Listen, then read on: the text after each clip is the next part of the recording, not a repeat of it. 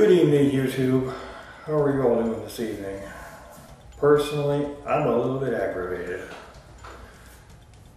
Do you ever know that one kid, maybe when you were growing up, or someone you've worked with, who was always the one who could never get away with anything?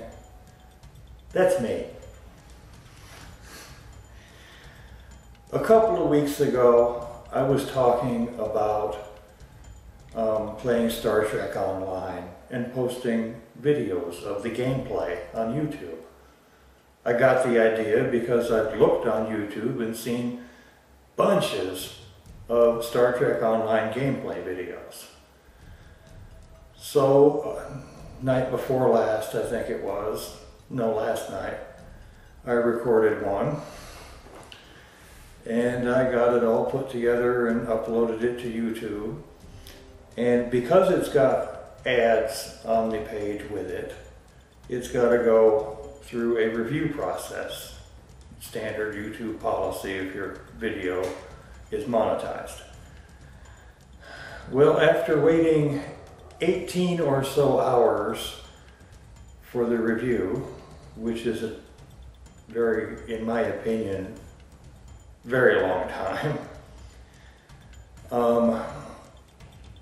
I get an email from YouTube saying that they cannot approve it unless I can provide something that shows I have a right to use that content.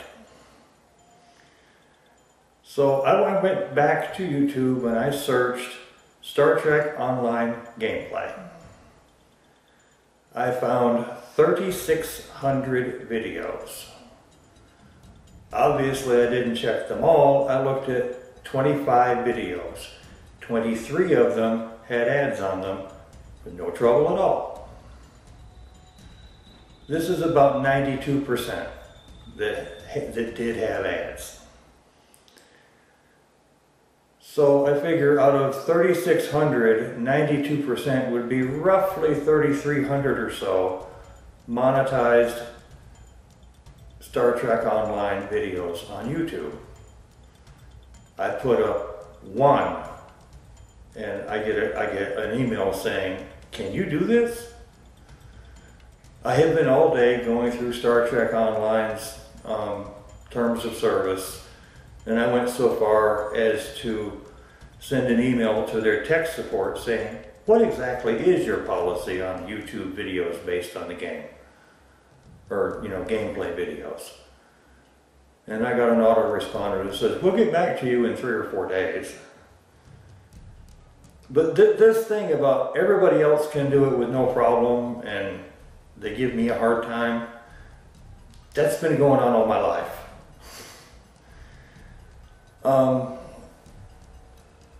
When I was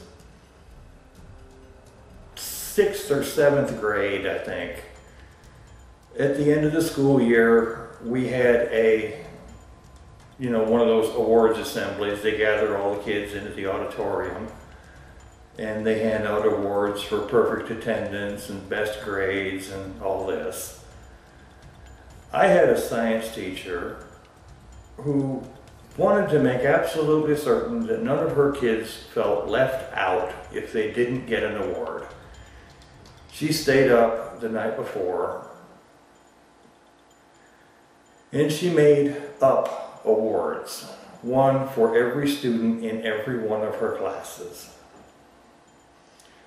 And then the next day she spent every class explaining what the award was, because some of them were kind of out there, and handing them out. There was one award she called the Silent Backer Award. And the way she explained it, she said, "This person does just as many wrong things as everybody else in the class, but he has an uncanny ability to stop right before he gets caught." By the time she was finished talking, everybody in the class was either looking at or pointing at me, because that's who it was for.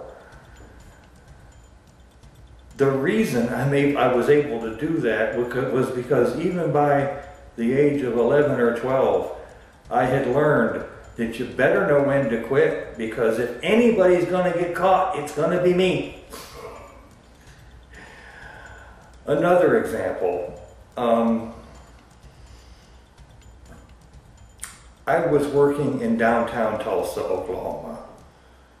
Parking in the downtown area, as with any big city, is at a premium.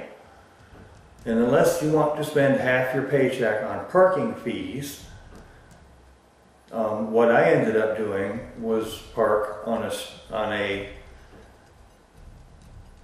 unmetered street about 6 blocks away and walk the last 6 blocks to work.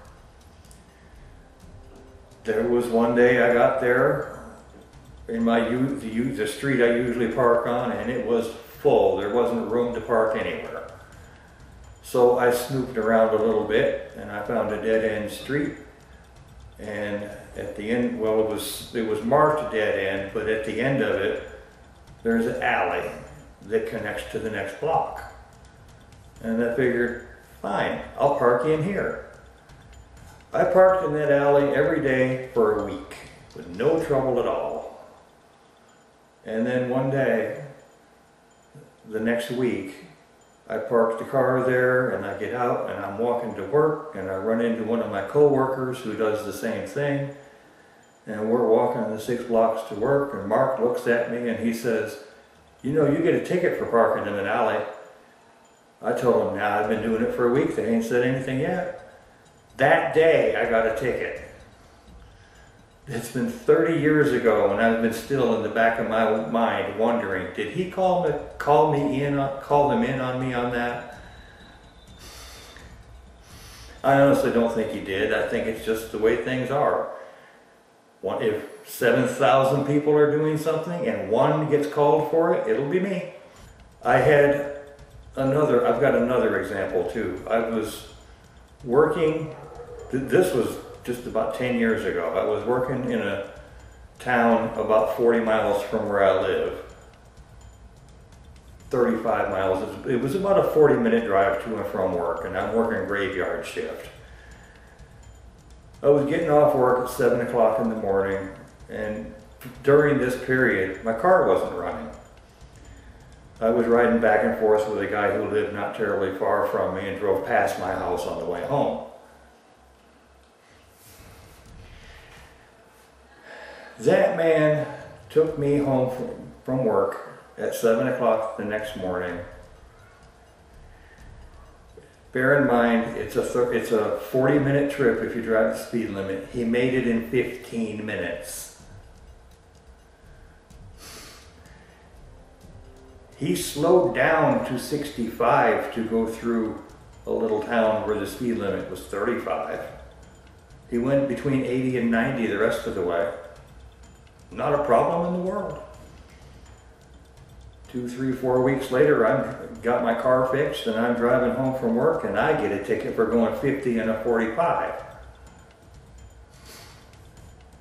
If anybody's going to get caught, it'll be me.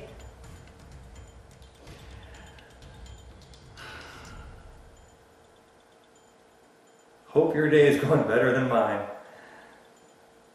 Until tomorrow night, I'm 3L. You're not. Have a good evening.